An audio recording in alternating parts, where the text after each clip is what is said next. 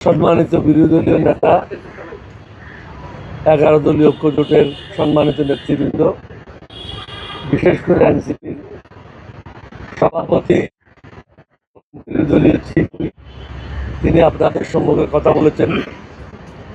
আমি 11 দলের সকলের প্রতি কৃতজ্ঞ, বাংলাদেশের জনগণের প্রতি কৃতজ্ঞ। সবাই মনে করেছে আমি একজন মুক্তিযোদ্ধা হিসাবে এবং পরীক্ষিত একজন লোক, যার বিরুদ্ধে দুর্নীতির কোনো অভিযোগ নাই, শিক্ষাগত যোগ্যতার কোনো অভিযোগ নাই, সুন্দরভাবে জীবনযাপন করতে বিদায় সবাই সর্বসম্মতিক্রমে আমার নাম প্রস্তাব করেছে।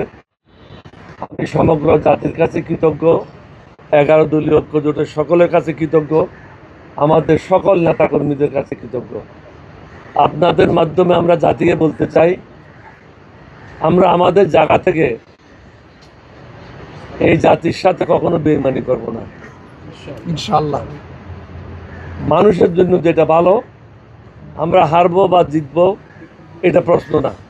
প্রশ্নটা হচ্ছে আমরা জনগণের পাশে সবসময় তাদের স্বার্থ রক্ষার জন্য দাঁড়াবো। আজকেও সেটাই মন মানসিকতা নিয়ে আমরা সবাই একসাথে হয়েছি এবং সর্বসম্মতিক্রমে ওনারা আমার নাম প্রস্তাব করেছে।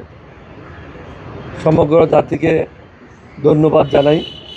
আসসালামু আলাইকুম ওয়া রাহমাতুল্লাহি ওয়া বারাকাতুহু।